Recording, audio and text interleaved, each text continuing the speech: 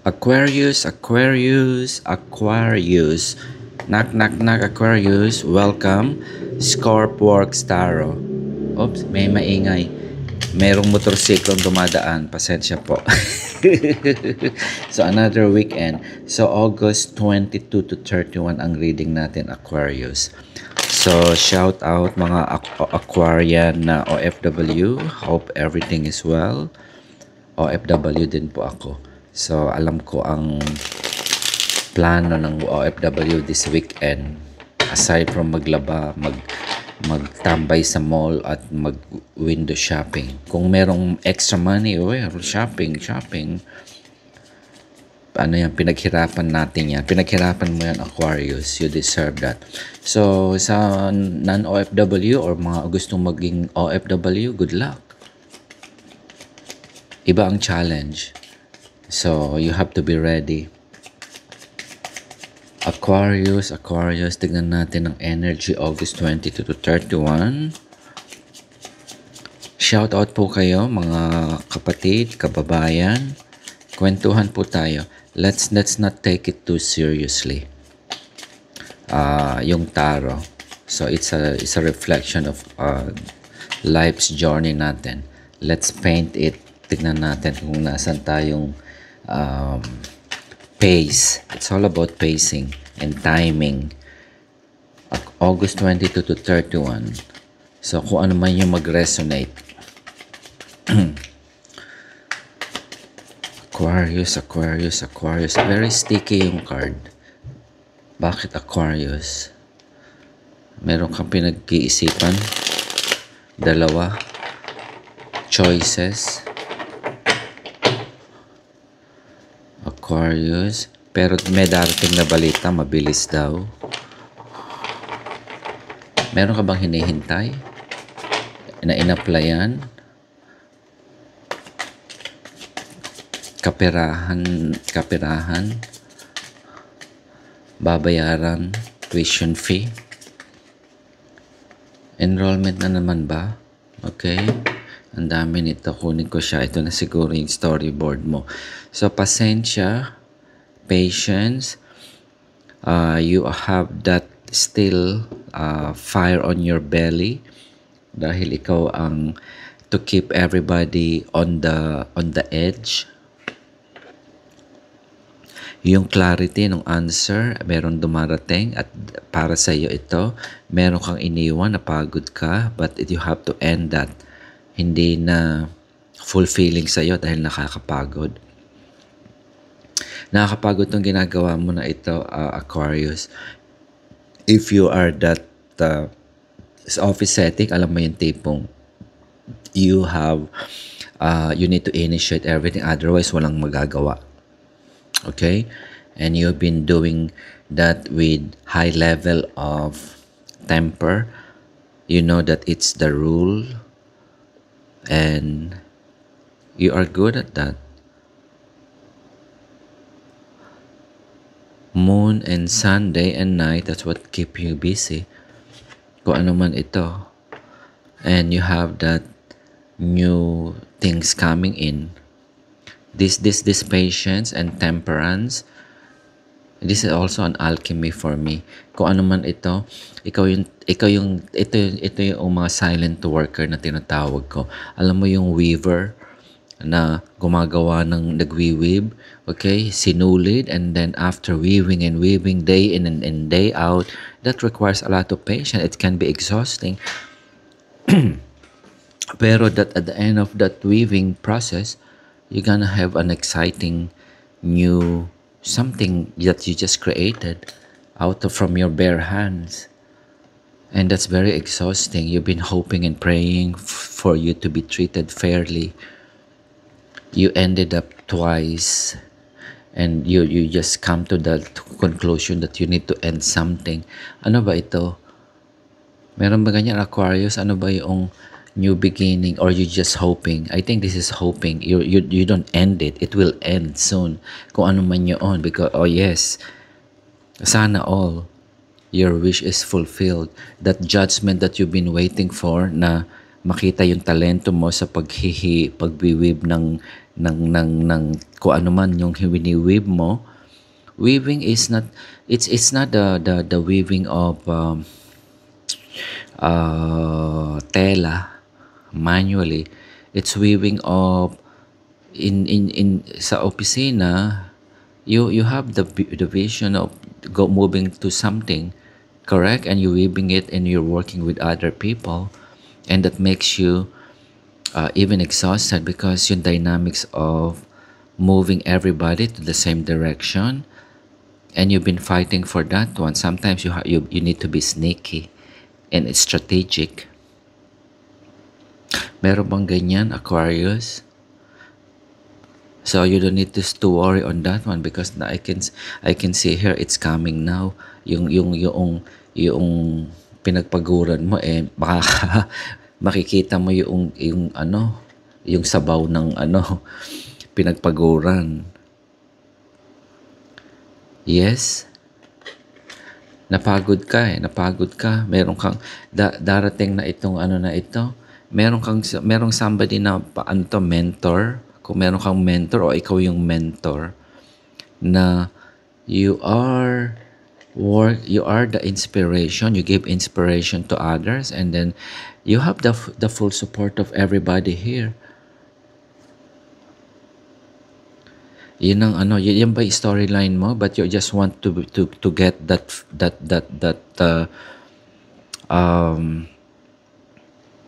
the end of all of this, what will you get at the end of the day? That's the question on your head. That's the question on your head here. Ito sa ano na naman ang energy ng mga tao. It's either on this is another reset. Anything that's end, it's a reset. Sorry po. Reset ito. Ano ba yung nire-reset mo? You have a 10 of 1 here.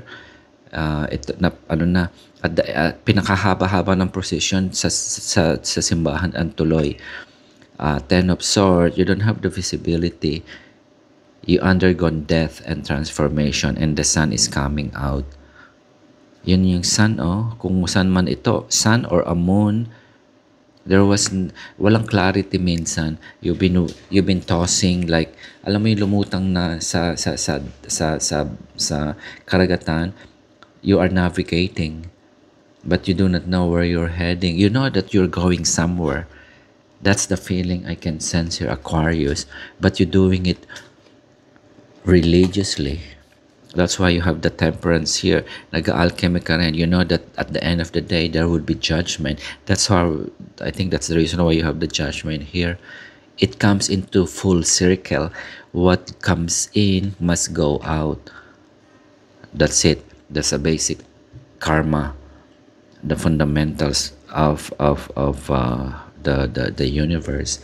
Tignan natin, Aquarius, ano ba yung pinag-iisipan mo na you've been waiting for that for a long time? Saan ba nanggaling ito? But you keep thriving on it. Wala kang clarity. You're waiting for that clarity. You're waiting for that clarity. And siya, nagmamagic ka talaga Nagmamagic ka, Aquarius Ito yung sa proyekto na mabusisi. I always give 2 example of this. One is, alam mo yung proyekto sa mga long projects sa mga kalsada, mga inhinyero, mga engineer, mga civil engineer na who are constructing in the very, very remote area. And they know that where they're going. Yung project is sa beginning and an end. Pag natapos yung proyekto, i-connect nila yung kalsada or yung bridge.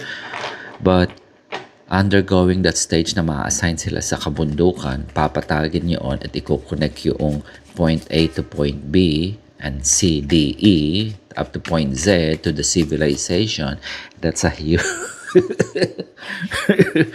Grabe ba yung analogy? That's how it is. So if you don't know what that means, and then this is where you are now. Ayan siya binaybay niya yung kabundukan. She doesn't know where she's going here, but she know that there is something at the end of the road. And the same also with this one here, after the transformation and all the temper, you know, lahat na lang ng lahat ng uri ng energy drink ininom mo na rito, Aquarius. Yeah. Okay, that's something na I admire to this Aquarian people. You have also that tenacity. Tignan natin kung ano ba yung dahilan mo ang meron kang konting emote dito, Aquarius. Because you're looking for that judgment or you're not being treated well. Ito ba ito yung classic case na puro ikaw na lang. Bigyan mo naman ako ng konting pahinga. Tama ba? Ano ba pahinga? Holiday? Ito may bumagsak. Okay, yes. Another ace of you're looking for that. Your heart space is empty. Kahit konting pagtingin. And also the clarity. Okay, is this coming from control again? You have the temper, you have all the patience, and you just doesn't have that you feel being misjudged or not given the right recognition, if that's what you're looking. Are you looking for recognition, Aquarius? Okay, wala. There's nothing wrong on that one. There's nothing wrong on getting a recognition. Tama ba? Meron bang ganyan? Recognition in what you're doing and what you had accomplished. Napagod ka eh. Napagod si Aquarius. That's the energy. Pero despite that, hindi ka bumibitaw ah. Hindi ka bumibitaw. Very admirable yan. Let's see kung ano ang dahilan niyan. Bakit naghahanap ka ng I know you get tired. You napagod ka. Wala kang visibility. Pero what causes for you to look for that recognition, or you just want to get recognized? Hindi nabayaran.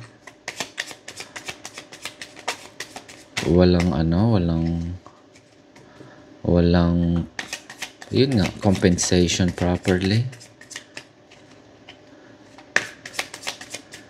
Relationship wise, I don't see you have issue on relationship. You very realistic here.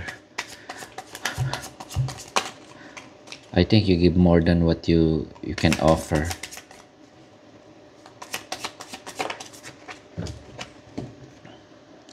You just want to have a solid foundation. And everybody's looking for that one. Happy family, the business is working, it's making money, healthy, and just enjoy the fruit of your hard labor. There's nothing wrong on that. Yung bang tipong maski na may bagyo you don't need to worry about the electricity dahil meron kang generator. Agree? And at the same time, there's a vacuum on your heart space, pero mabibigay na yan. If that's what you are looking for in terms of recognition, because you're now in the full circle. I don't think you can see this. I don't think you can see this coming, Aquarius. You want that fair. Kung ikaw itong you're always inspiring people. And you burn out yourself in the process. You want to give up. Actually, you don't give up. You know that. You're not the type of person na ikaw ay mag-give up. because you know that there's something beyond, bigger than that. If that's your purpose, I think you're on the stage of you know that what your purpose is. Ayan ka, oh. You are manifesting because you are a you're doing your alchemy as well. You know your higher purpose, and you thrive on what you're doing. That's part of your identity. But you still like anybody else is a human being who is longing for that um, recognition in terms of okay, if you're looking for respect or love or accolade, that's the only one that's missing here. And I don't think you know that this is coming, Cap Aquarius. You're on the stage of completion. Or you know this, that this is already here. At you're just being thankful. Aquarius, tingnan natin, makichismis tayo. There's something missing here. Why are you looking for that recognition? Okay, at sabi ng universe is you need to connect with your heart space. Are you looking for the expectation can be bigger, or your expectation is very big from the others, or expectation of others to you is very big. Okay, that makes sense na kaya ka na burn out. Aquarius, tama ba? Tingnan pa natin ano pa yung storyline niya. Yes, you've been doing you've been doing most of the things on your own. Again, you thought na you're looking for answer somehow, but the answer is within you. I can smell something here. I think it's too much expect pressure on yourself here as well. The answer, don't expect other people to help you somehow. I'm not saying that they shouldn't help you, but your expectation is just way too high, Aquarius. The answer is within you. Yun ang sinasabi. The judgment, you don't see it's coming. Actually, it's within you. Are you looking for answer? You're looking for the answer. Perspective, half empty, half full. Perspective, looking at from the inside outside to inside outside, or from the outside going in. So, alam mo yung tipo, but the answer relies on you. The answer is coming from you, Aquarius. Tignan natin. Yung I understand that you got burnout, but you do not see this is something good is coming. August 22 to 31. Ano man itong is it mostly it's work related somehow. You're the unsung hero. Keep that inspiration burning. Ikaw yan eh. You have the 9 and the 10 here. It's a progression because that's just how it works, Aquarius. So you're looking for that validation. Sometimes we don't need to ask for validation. You don't need to explain, or you don't need to. There's no explanation, or there's no answer for that explanation. We don't need to ask for the answer for that our question. Oh, very heavy ito, Aquarius. With but it's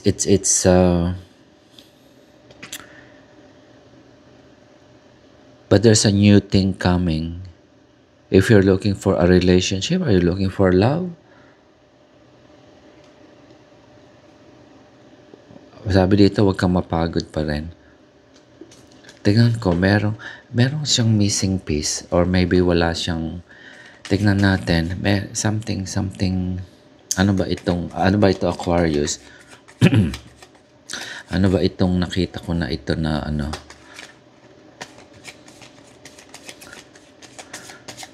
Aquarius, August 22 to 31. I don't see anything about family matter.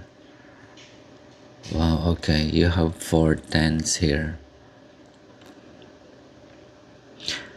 Wait something to happen on October. If that's something, today is August, September, October, 10, that to the 10th month. To move. Are you planning to move somewhere on October? Because there's a new beginning I can see here. Kung ano man yung validation na hinahanap mo, wait some times in October. You will be in your complete cycle. Aquarius. So the world is shifting in your favor. Kung ano man ito. What would be a classic case na example ko pwede dito? Okay, so sa work-wise, so ito yung meron kang again another projecto na ginawa mo lang yung due diligence and everything. Agree? So, but you just keep it. You just need to do whatever day-to-day mundane things that you have to do. You know that it has. It's important for you. Yes, it's important for you. You put your heart and soul on it. And there's delay. There's a processes, and there's a strategy. Lahat ng pinagdaanan mo dito, it's not simple also. And you just want to have that recognition. Recognition can be, it's not only the award, but validation na, okay, tama ako, tama ikaw, Aquarius. If that's the validation that you want to get. And it will be served in a different way than expected. Your expectation is very high here. You have a very high expectations, Aquarius. That's how I can see here. So, but at the end of the day, it's there's no answer on your question. It is coming from you. You just need to temper it. Yeah, Aquarius. So August 22 to 31. Yun ang sinasabi niya. You have to. How many aces do you have here? 1, 2. It signifies for new beginning, a new opportunity. And you have 3 10s here, which signifies the end and always a new beginning. You cannot go to a new beginning if you don't undergo the process of that pain. I'm not saying that you need to suffer, but there's a completion here. You just completed, and it's not gonna be on what you're expecting. But there's a completion, Aquarius. So yes, tignan natin yung message ng moon. Aquarius, tignan natin kung ano yung message ng moon. Tignan natin oracle card. Oracle card for Aquarius. Aquarius, kuha tayo ng isa. This is a nice deck of card. I just saw it few weeks back. Okay. Yes. So Aquarius, sabi dito hair.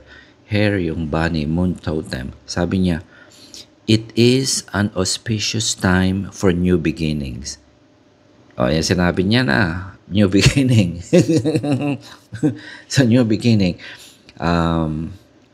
I think it's all about the expectation here, Aquarius. Your new beginning definition is different from the definition of other people also. But definitely, the world here says that it's a completion of a cycle. Yeah. So, sana all, August 22 to 31, shout out po kung ano man at nag-resonate. So, have a great week po. Salamat.